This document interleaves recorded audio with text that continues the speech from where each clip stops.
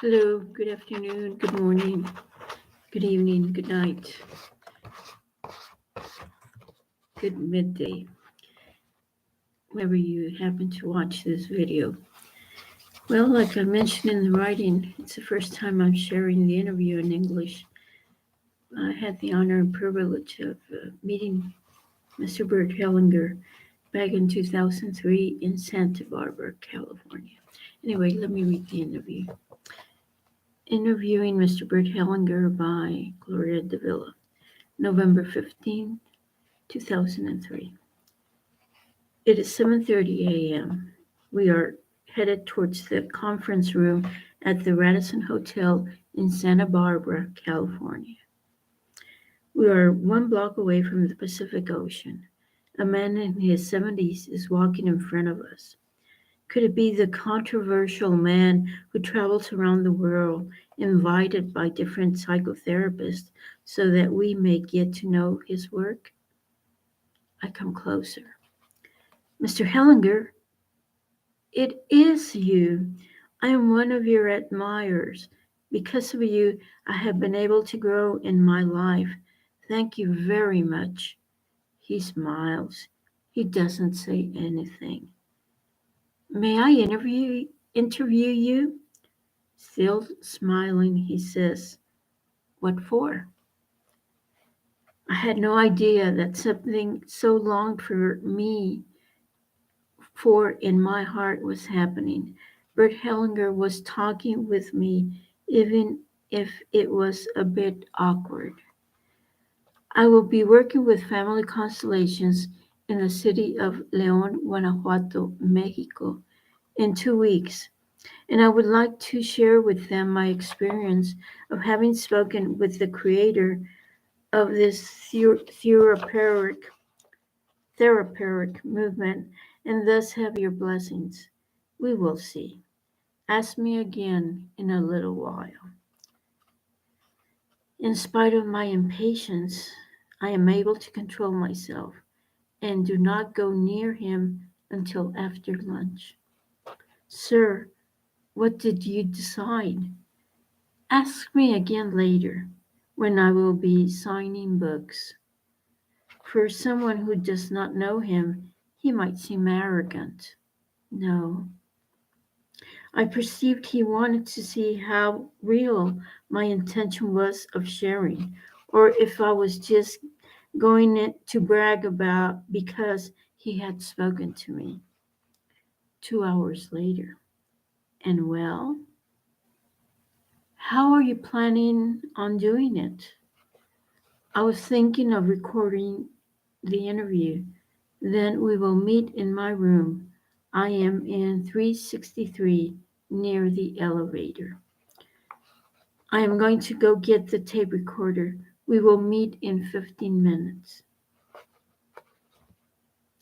I went and got the tape recorder, came back, knocked on the door. He opens. I sit down. Okay, let's begin. Who has represented you in your family constellation? Who takes care of Bert Hellinger? I don't answer personal questions. Okay. But just before the interview, I was wondering how you take care of yourself from a personal perspective. I care about you. Yes, but why would you care about me? That doesn't help me.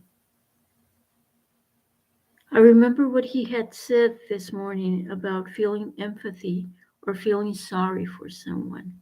That is something that interferes in the relationships. Well, I am learning. Mentally, I said, you are the big one, and I am just the little one, the small one. Yes, I can see that. And he smiles when he says this. A friend has 3 children, and she says that she suffers because of what happens to them. Is it possible for parents to become entangled with the fate of their children?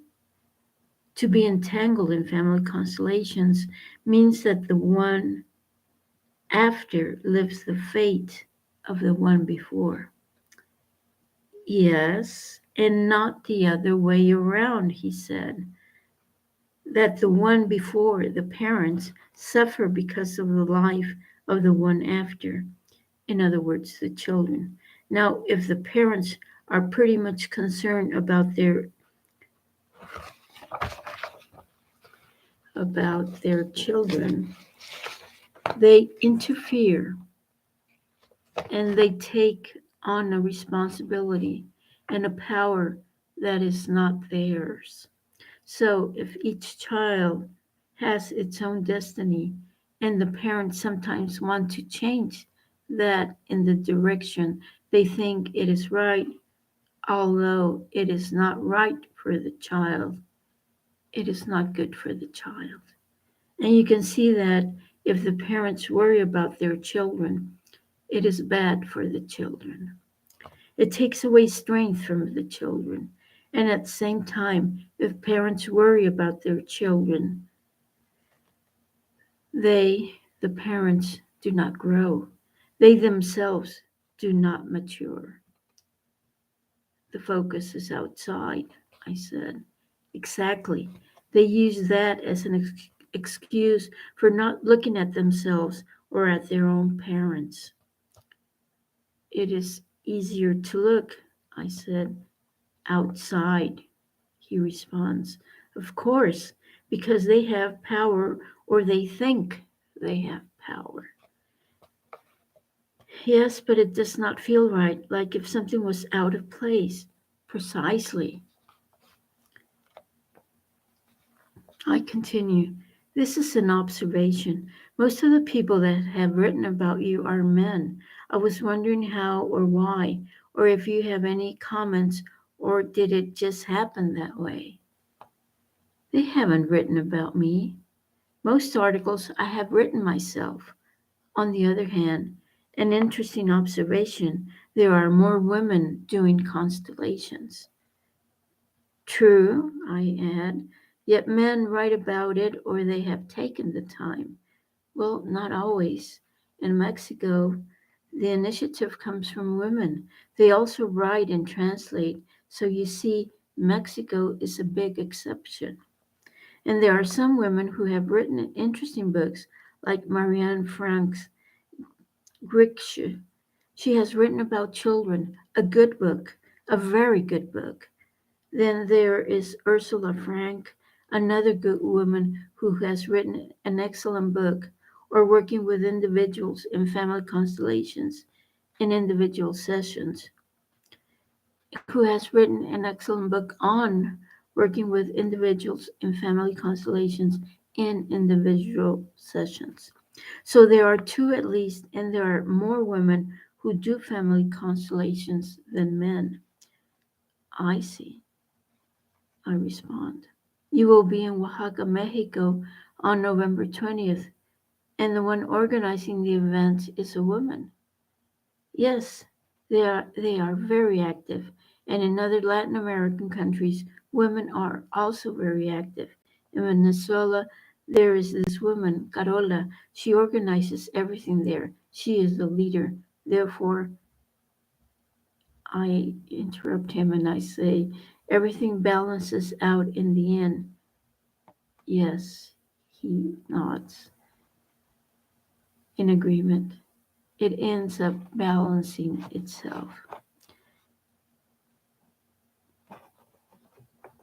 I continue. It is a very deep respect for your work that I feel, since I have found many answers to my story, to my family story.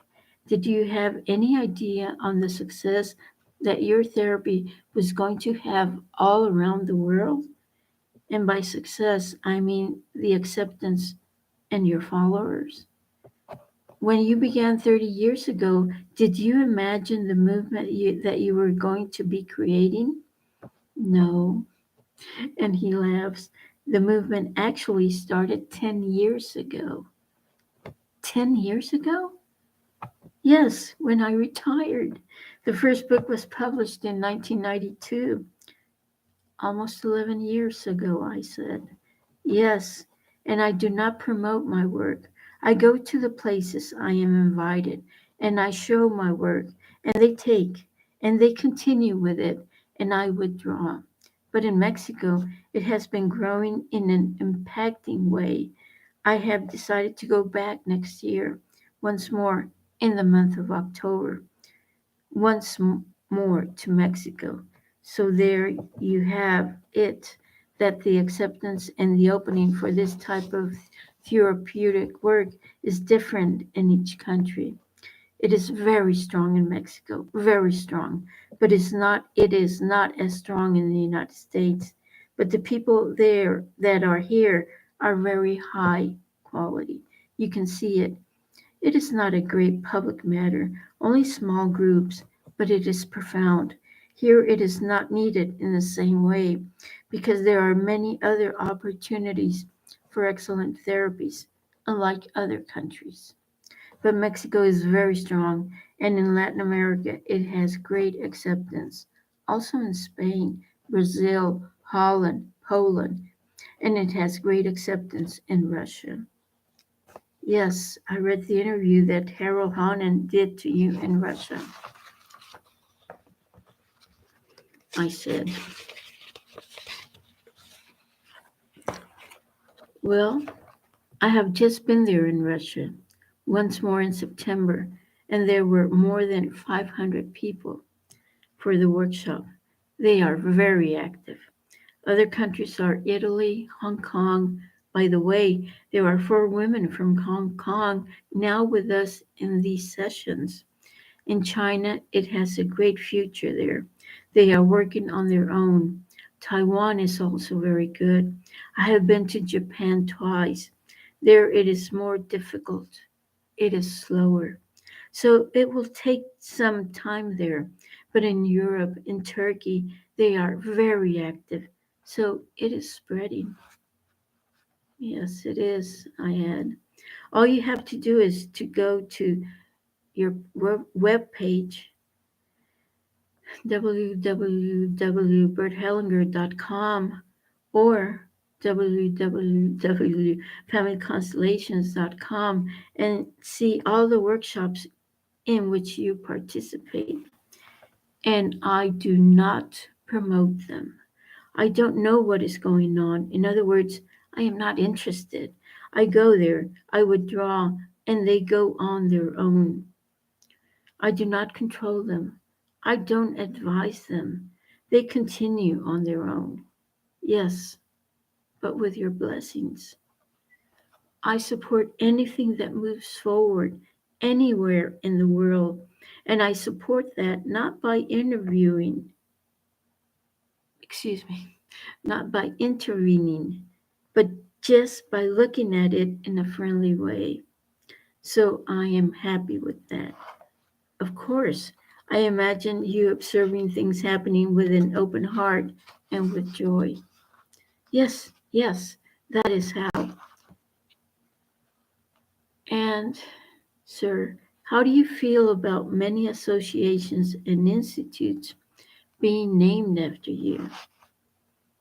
He makes a pause, as if he were considering it for the first time.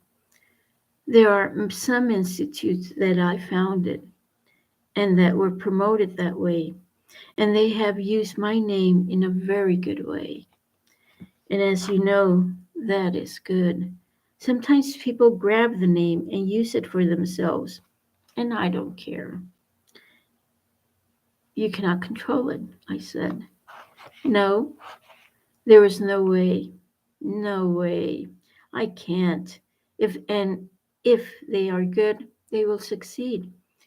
If they are not so good, they will fail. It is just a matter of time. The balance between the giving and the taking. Yes, when one takes without giving anything in return, relationships end up failing. The phone rings. I listen how he says he will be ready in 30 minutes. I tell him, "Thank you, sir, for giving me more time. I heard you say first 15 minutes and then you said 30. Thank you." With a big smile on his face, he says, "I saw your long list of questions," and we both laughed. Do you have any comments on couples and their relationships? I know that you mention it in your books that the first bonding is very deep and then it gets easier to separate. Is there anything more? Oh, yes. Now there is a video in Spanish, Love at Second Sight. You have seen it? No, I haven't. No, I haven't. It is a very good video, and it shows this precisely. In relationships where partners can no longer grow, or one of them can no longer grow because the other one gets in the way of his or her personal growth, inevitably, inevitably there will be a separation. Of course, you have to see each case individually. It depends on the circumstances. So this is love at second sight. Now I could actually write a book, Love at Third Sight. And this would be quite different. And today I said something about fate. Then now fate comes in. So love at first sight and love at second sight, they remain short about fate. They remain short of what is required to love.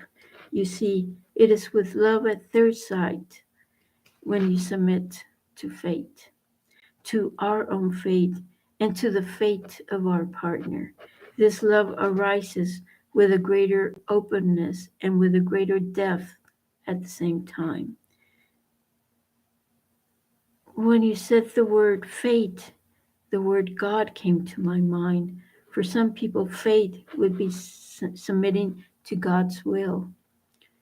I wrote a sentence once: fate is a veil hiding God. It's a veil, for the forces behind are far beyond fate, beyond God. On forgiveness, you have mentioned that children do not forgive their parents. Once or many times, something would happen, and my mother would say to me, "Gloria, I am sorry." And this made me feel very well as a daughter. That's good. That is very true. It is something different. You see, hearing "I'm sorry" made you feel good. So the love is restored by this. If she would have said, "Forgive me," that would be wrong. It wouldn't feel right. Oh, semantics, words. Forgive me is different than I am sorry. Much different. Much different. If she says, "I'm sorry," she stays with herself. If she says, "Forgive me," or you say, "Forgive me," she makes you in charge of her, and that has a bad effect on both. I had not noticed this difference until now, I mentioned. What about relationships between equals? Do you then say "forgive me," or do you say "I am sorry," or does it depend? It is better to say "I'm sorry," much better. But if they have hurt one another, they can forgive one another at the same time. That's different. Yes, it is. Do you know what forgiving means? No.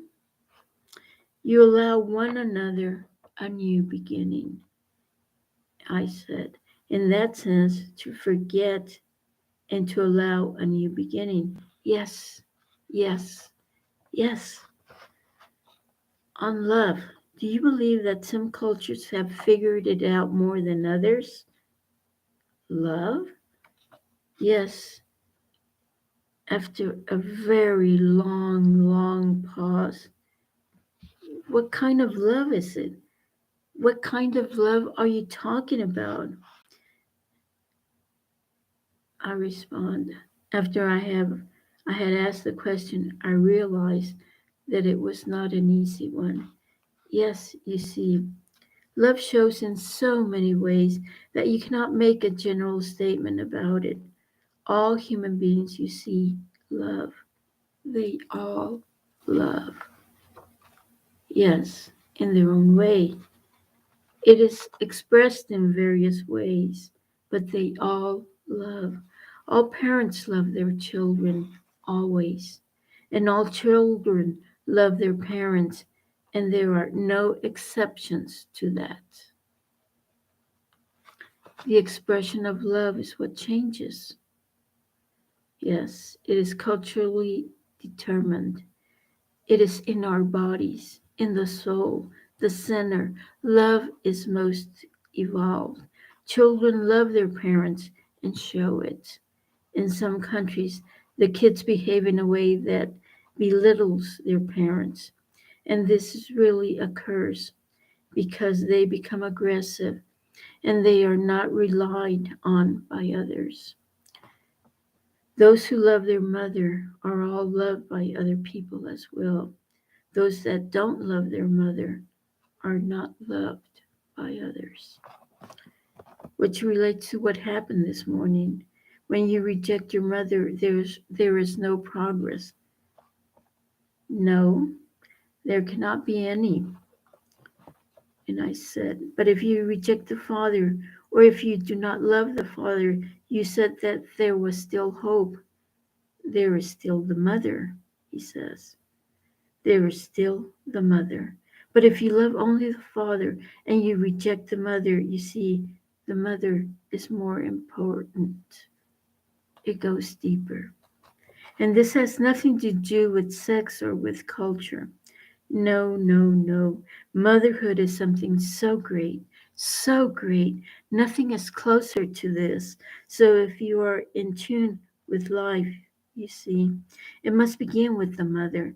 You must be in tune with the mother. You cannot be in tune with life or with God. You cannot be in tune with your God if you are not in tune with your mother. And he added immediately, that was the last question. Yes, sir. Okay, good. I hope you do something good with all of this. Yes, I said I will publish it in Mexico. I didn't. And then in the United States. And I haven't. I will be sharing it with others. First time in English. Thank you very much.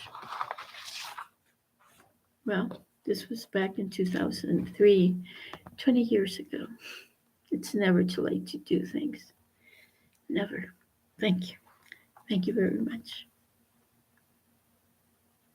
Thank you.